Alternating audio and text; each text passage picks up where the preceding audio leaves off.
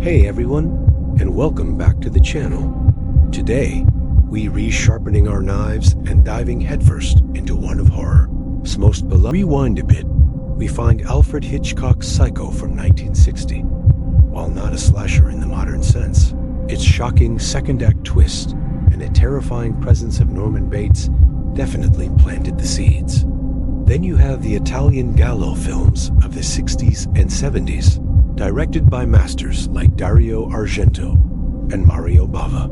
These movies were stylish, brutal mysteries, often featuring a black-gloved killer and elaborate, almost artistic murder sequences. Bava's A Bay of Blood, in particular, is a direct ancestor to the American slasher, with its creative kills and high body count.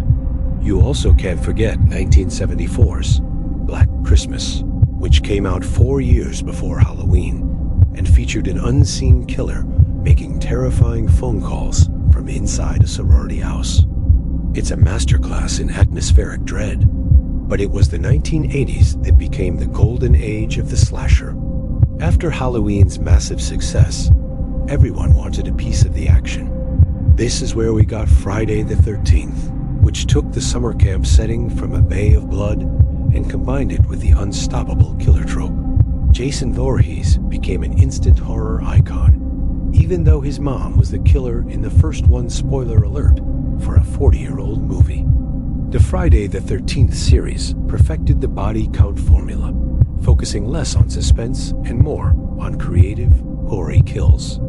It was pure, unadulterated popcorn horror, and audiences couldn't get enough.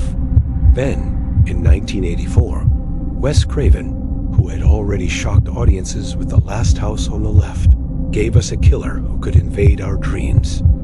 Freddy Krueger in A Nightmare on Elm Street. This was a game changer.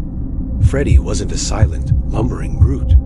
He was a wisecracking, sadistic entity who turned his victims' own minds against them. The film blurred the lines between fantasy and reality, adding a surreal, psychological layer to the slasher. Freddy became a pop culture phenomenon, a villain you were almost rooting for because he was just so charismatic in his evil. The Golden Age brought us so many other classics and cult favorites too. The Burning, My Bloody Valentine, Sleepaway Camp with its absolutely unforgettable twist ending, and Prom Night. Each one added its own little flavor to the formula. But like any popular trend, the market became oversaturated. By the late 80s and early 90s, the endless sequels and cheap knockoffs had run the genre into the ground. The killers became parodies of themselves, and the scares grew stale. The slasher seemed dead. And then in 1996, Wes Craven did it again. He resurrected the genre with Scream. Scream was brilliant because it was a slasher film that knew it was a slasher film. The characters had seen all the movies we had. They knew the rules. Don't say, "I'll be right back." Don't have certain kinds of fun, and never, ever answer the phone. Ghostface wasn't a supernatural force. It was a costume worn by someone who could be anyone. It turned the genre on its head, mixing genuine scares with clever meta-commentary. Scream made slashers smart and kicked off a whole new wave, inspiring films like I Know What You Did Last Summer and Urban Legend. So why do we love these movies so much? I think a big part of it is the thrill of the final girl. She's the character. They are survivors. They are heroes. We root for them, we feel their fear, and we cheer when they finally turn the tables on the monster. They represent our own will to survive in the face of overwhelming terror. There's also the pure adrenaline rush. Slasher movies are like roller coasters. There's a slow, tense climb to the top, followed by a series of shocking, fast-paced drops. The jump scares, the chase sequences, the suspense of not knowing where the killer will strike next. It has all designed to get your heart pounding.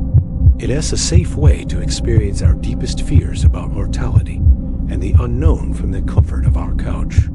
The killer is a stand-in for all the random, senseless violence with Laurie Strode, ready to face her demon.